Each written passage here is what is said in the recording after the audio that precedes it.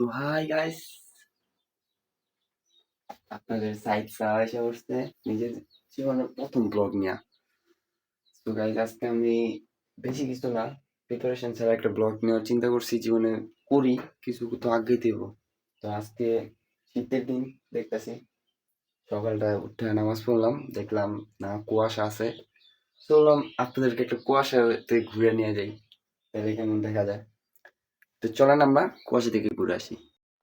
So আমরা আইসা পড়লাম কুয়াশার মাঝখানে। বাইরে দেখতেছেন অনেক কুয়াশা, আর ভাই ঠান্ডাও ওরকম রকমের ছিল। মানে বাইরে যাওয়ার পরে একটু ভালোই ঠান্ডা পড়ছে দেখলাম। আমাদের এই যে গ্রাম সাইড, তো ঠান্ডাটা একটু বেশি পড়ছে ঢাকা থেকে। আর চিন্তা করলাম বাইরে যেতেছি, অল্প একটু সময় কাটামো, তো একটু বেশি সময় নিয়ে গেলাম, সাথে আমার গিটারটা নিয়ে গেলাম, বললাম যে বাজাবো, তাই গেলাম। এখন দেখি আমরা আমাদের পুকুরের ঘাটে যাব। আমাদের পুকুরের ঘাটটার সামনেই কুয়াশা কিন্তু অনেক পরিমাণে উঠছে, দেখে বুঝে যেতেছে।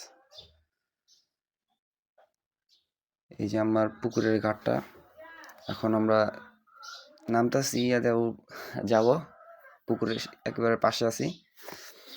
এটা হলো আমাদের ঈদগাহ মাঠ, যেটা জায়গায় আমি এখন যাব। আমি আপনাকে দেখাইতেছি আমাদের ঈদগাহ মাঠটা। এই দেখেন, এই জায়গায় ঈদের সময় আমরা নামাজ পড়ি আর কি, কোরবানি ঈদ, রোজার ঈদে। ঠান্ডা দেখছেন ভাই, প্রচুর ঠান্ডা ভাই।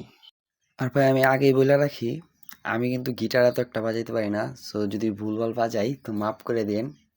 সো আমরা এখনই বসবো, বসার পরে গিটারটা বাজাবো, ঠিক আছে? সো এখন আমরা বসবই।